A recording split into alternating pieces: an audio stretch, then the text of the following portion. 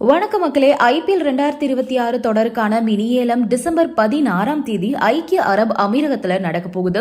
இந்த ஏலத்துல தரமான வீரர்களை வாங்கி அணியை கட்டமைக்க வேண்டிய கட்டாயத்துல CSK இருக்காங்க. IPL 19வது சீசனுக்கான மினி ஏலத்துல 2 தரமான வீரர்களை வாங்கினா பிளேயிங் 11 இடம் இறுதியாயிடும். தற்போது வரைக்கும் 9 பேர் இடம் உறுதியாயிடுச்சு. மூன்று இடங்கள்ல ருத்ராஜ் கேக்வாட், சஞ்சு சாம்சன், ஆயுஷ் மாத்ரே ஆகியோர் இருப்பாங்க. அடுத்து சிவம் தூபே, டிவால் பிரீவிஸ் இருப்பாங்க.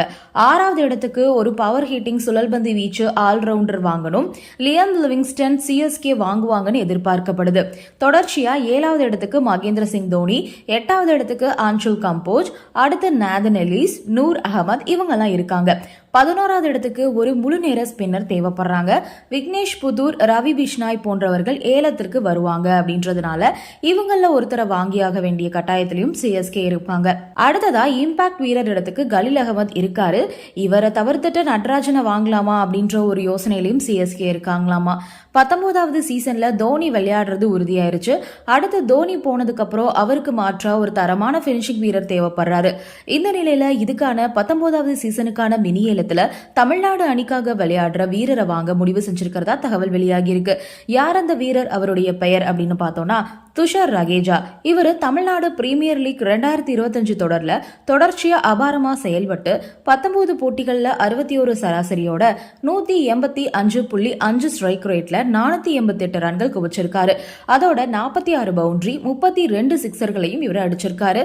10ல இருந்து 20 பந்துகள் ஆடினாலே அதிலேயே தொடர்ச்சியா பெரிய தாக்கத்தை ஏற்படுத்தக்கூடியவர்.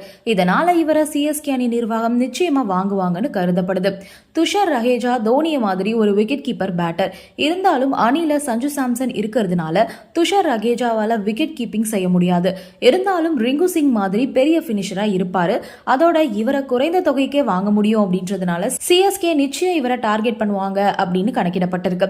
சென்னை சூப்பர் கிங்ஸ் அணி மினி ஏலத்துல ஆஸ்திரேலியாவை சேர்ந்த வேகபந்து வீச்சு ஆல்ரவுண்டர் கேமரான் கிரீனை வாங்க தான் டார்கெட் பண்ணுவாங்க. ஆனா CSK-வை விட KKR அணிக்கிட்ட 20 கோடி அதிகமா இருக்கிறதுனால கிரீனை KKR அணி தான் வாங்குவாங்கன்னு கருதப்படுது. கிரீனுக்கு அடுத்தபடியா ஆண்ட்ரூ ரசல், வெங்கடேஷ் ஐயர் போன்றவர்கள் இருக்காங்க. இதுல ரசலுக்கு 37 வயசு ஆகிடுச்சு அப்படின்றதுனால வெங்கடேஷ் ஐயரை வாங்க தான் அதிக வாய்ப்பு இருக்குது. அதோட இந்திய ஸ்பின்னர்கள்ல கேரளாவை சேர்ந்த விக்னேஷ் புதூரை டார்கெட் செய்யவும் அதிகமான வாய்ப்பு இருக்கிறதா கூறப்படுது. இந்த வீடியோ உங்களுக்கு பிடிச்சிருக்கு அப்படின்னா லைக் பண்ணுங்க, ஷேர் பண்ணுங்க, மறக்காம சப்ஸ்கிரைப் பண்ணிடுங்க. நன்றி, வணக்கம்.